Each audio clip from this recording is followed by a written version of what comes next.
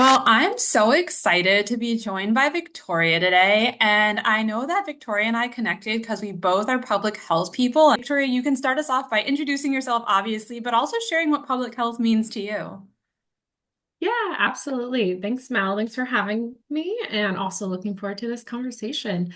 So, to briefly introduce myself, my name is Victoria Bortfield. I am a public health practitioner working in the climate field. I've previously worked on environmental health and environmental justice issues, and currently I work with the federal government, work with federal government agencies to coordinate climate health research and related public services. And for what climate health means to me, I'm thinking about climate and working on climate from a public health perspective, I think is extremely valuable because I feel health is really a way to connect across climate and work on the impacts in a way that we can kind of separate sometimes from the political means that, it's come to be coded as. What climate health means to me is really looking at a wide interdisciplinary lens of how people's well-being and day-to-day lives are impacted increasingly by the climate impacts, and working on those across sectors and from a really holistic point of view. Yeah, I love that. I think that one thing that always resonates with me, whether it be using the word interdisciplinary or thinking about systems wide like well-being, I feel like public health is so much more than just like one individual. And I always think of like vaccines, right? Because we're looking for the community well-being. And obviously, climate change is something that is on the minds of many Americans and is a huge topic of concern, especially with all that's gone on in the Southeast, unfortunately. Interesting because even with these tangible, examples of very extreme weather events, which intensified so rapidly thanks to extremely warm waters, I feel like a lot of people are still in climate denial phase, which is a little bit crazy. But I did read something that due to a scientific assessment that Hurricane Ellen had the opportunity to draw energy from water that was 2.3 degrees warmer Fahrenheit, which they can quite clearly point to climate change. And I think that the intersection of those health implications is something that we really don't talk about. So I'm really excited for thinking a little bit more about how you're addressing that. And I think a lot of people have probably heard the term eco anxiety, but not really thought about some of the health impacts from extreme weather events. So I'm wondering if you could talk a little bit more about what that looks like when we're talking about natural disasters. Yeah, absolutely. And exactly with what you bring up about the recent hurricanes, we're actually seeing these climate-induced impacts from extreme weather events on health, all facets of health in real time. We're seeing the catastrophic impacts on communities in physical ways, mental ways, social ways, also spiritual and well-being ways. And it's not only true for hurricanes, but also with threats that we see from other climate-induced events.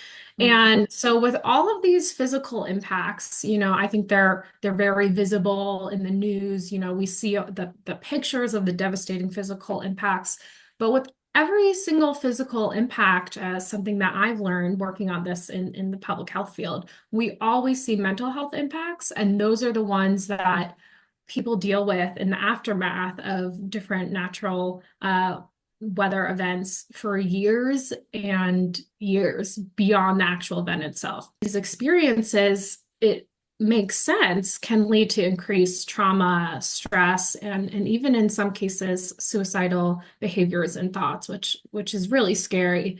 And those who experience trauma from these disasters are actually at an increased risk for those different types of affective and anxiety disorders related to that. So including post-traumatic stress disorder, or PTSD.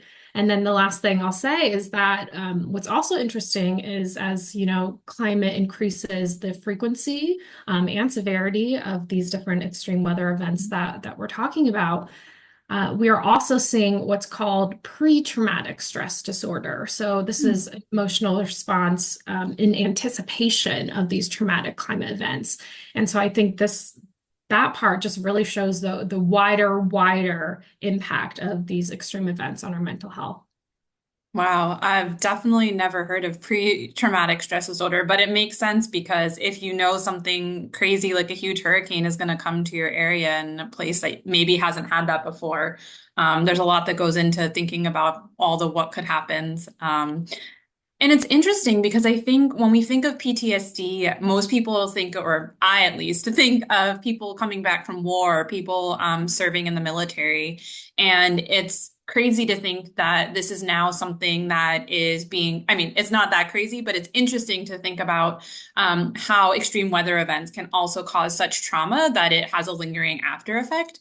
I'm wondering if maybe just for those that may not be that familiar, if you could talk a little bit more about like what PTSD means and how maybe you're seeing, whether it be pre-traumatic stress or post-traumatic stress, like what that looks like in the research you're doing. And so PTSD, post-traumatic stress disorder, is a mental health condition that develops in some people who have experienced or witnessed a shocking, scary, dangerous event. It could be a series of events now that we're seeing series of hurricanes, for example, hitting the same exact place, or a set of circumstances. So PTSD can present as flashbacks, as nightmares, avoidance of anything related to the traumatic event, also social disengagement, sleeping issues, other negative thoughts and emotions. So it's pretty complex, and there's a lot of different ways that PTSD is experienced. And PTSD from climate-induced natural disasters, even though we're linking it more in that way, it isn't a new phenomenon. So just to track an example, Hurricane Katrina happened years ago, but the impacts that we are researching from trauma from that event and from PTSD, for example, those, we can only see in the aftermath. So just an example of some research from Hurricane Katrina. A sample of people living in the area found that 1 in 6 people met the diagnostic criteria for PTSD. And then also in the same population, the study that I'm referencing found that suicide and suicidal ideation more than doubled, and that almost half of people living in the affected area developed an anxiety or mood disorder, such as depression. And with all mental health impacts, I think these can be sometimes difficult to screen for, even though that there are staggering numbers here. Yeah, and I feel like I'm gonna misspeak, but if I don't, correct me if I'm wrong, it was almost 20 years ago. So the fact that we're still 20 years out and still following people, like understanding their experience and just coming to some conclusions, it's really such a longitudinal and like long engagement to really see those long-term effects, which is both very interesting to think about from a research perspective or from like a educational perspective, that even though these effects may be daily or things that people experience all the time, to actually be able to quantify or qualify or think about, what those impacts are. It's not that straightforward, and it takes a lot of time for people to obviously be able to digest and talk about what they're experiencing. And I'm curious if you could share a little bit more if you're noticing that these are affecting certain communities more so than others. Yeah, absolutely. Any type of health impact from climate, it really does disproportionately impact specific populations. And so the mental health impacts of climate that we're seeing more severely impact people with pre-existing health conditions, with communities composed of Black, Indigenous, and people of color, persons with disabilities, youth populations, and other groups that are marginalized and more vulnerable in our society. There's pretty strong evidence out there that these adverse mental health outcomes, such as PTSD, depression, and anxiety, are disproportionately experienced by people of color after events like flooding or hurricanes. And going back to the example of Katrina again, because that's a really tangible example, Black survivors of the hurricane had a higher odds of screening positive for depression and an increased likelihood of having PTSD compared to white populations who experienced the event as well. I think we can pretty confidently say that we do know health disparities linked to climate are caused by, in the end, the legacy of historical and systemic racism and Mhm. discrimination in our institutions and policies. And so you can't talk about this without talking about climate justice.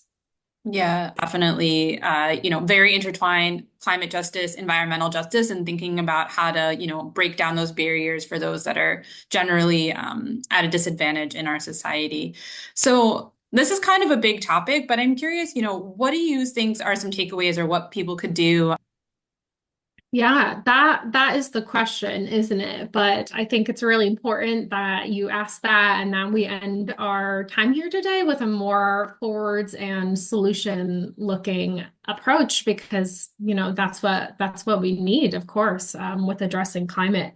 So I had mentioned this earlier when we are talking about research, but we really need more people to work on this, specifically in the area of climate mental health. I think luckily it's garnering more attention, but we really need that evidence base. So we really need more information on how this happens, to what extent, and to really start being able to build resilience and solutions to this issue in ways that are cross sectors.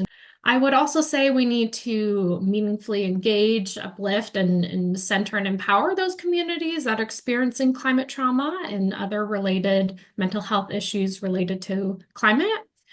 So providing more platforms for sharing community experiences and voices and connecting those communities and people who've had similar experiences.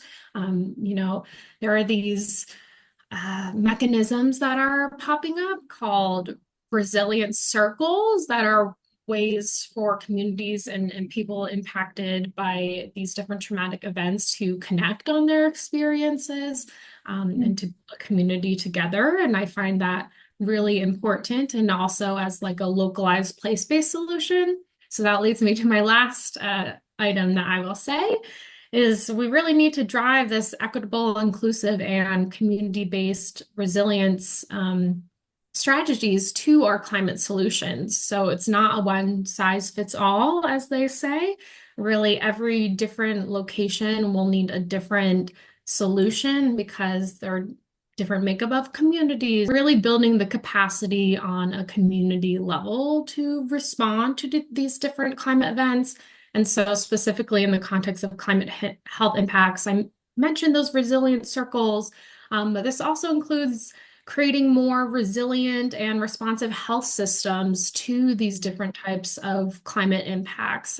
Also working a little bit more to empower the climate health workforce, or just, the public health workforce and training physicians and responders and social workers on climate mental health impacts. And the last thing I'll say is just, communicating, circling back to what we were talking about in the beginning, is really communicating across political lines, across any perceived boundaries, coming back to why I think health is a really compelling way to center solutions to the climate crisis. We all have a community whose health and well-being we care about, and that really needs to be the climate message, in my opinion. Yeah, I think that the two things that stood out for me for your takeaways for everyone is awareness and community, whether it be in any of the three buckets you talked about, really kind of making more people aware of the challenges that communities are facing beyond the physical, obviously, impacts of climate change and really the health disparities and the health outcomes that are going to continue to happen if we don't think about it from a community lens and a community solutions oriented thinking. So thank you so much for sharing all of this expertise. I think that my key takeaway is that the climate crisis is a public health and an equity crisis. And without climate solutions that really consider climate justice and community resilience, we aren't going to get too far. So I really love that you talked about that throughout everything and educated us on some important topics that go beyond eco-anxiety. So thank you so much for your time and helping to make this a little bit more accessible for more people. Thank you.